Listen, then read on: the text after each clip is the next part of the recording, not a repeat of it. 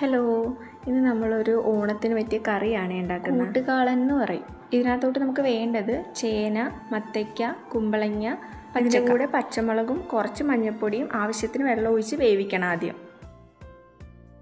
അതൊന്ന് വേകുന്ന സമയത്ത് ഞാൻ ഇതിനകത്തോട്ട് വേണ്ട അരപ്പ് റെഡിയാക്കുവാണേ. തേങ്ങേനകത്തോട്ട് കുറച്ച് ജീരകവും ഒരു പച്ചമുളകും ആവശ്യത്തിന് വെള്ളം ഒഴിച്ച് അരച്ചെടുക്കാവേ.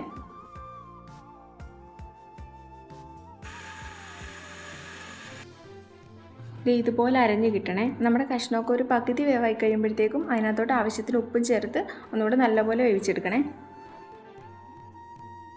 കഷ്ണം നല്ലോണം വെന്ത് കഴിയുമ്പോഴത്തേക്കും നമ്മുടെ അരപ്പ് അതിനകത്തോട്ട് ചേർത്ത് കൊടുക്കാം. എന്നിട്ട് ആ അരപ്പ് നല്ലോണം ഒന്ന് വെന്ത് വരുമ്പോഴത്തേക്കും അതിനകത്തോട്ട് നമ്മുടെ കട്ട തൈര് ഒഴിച്ചു കൊടുക്കാം.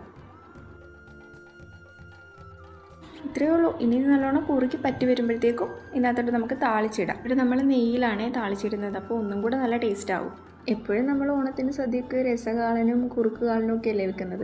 ഇപ്രാവശ്യം ഓണത്തിന് ഇങ്ങനെ ഒന്ന് ട്രൈ ചെയ്തു. ആരെങ്കിലും മുന്നേ ഇത് കഴിച്ചിട്ടോ ചെയ്തിട്ടോ ഉണ്ടെങ്കിൽ ഒന്ന് കമൻറ്റിൽ കൂടെ പറഞ്ഞേക്കേ. ഇത്രയേ ഉള്ളൂ, നമ്മുടെ കൂട്ടുകാരനെ ഇവിടെ സെറ്റ് ആയിട്ടുണ്ട്. അപ്പോൾ അറിയാമല്ലോ, വീഡിയോ ഇഷ്ടപ്പെട്ട എല്ലാവരും മറക്കാതെ ലൈക്കും സബ്സ്ക്രൈബും ചെയ്തേക്കണേ.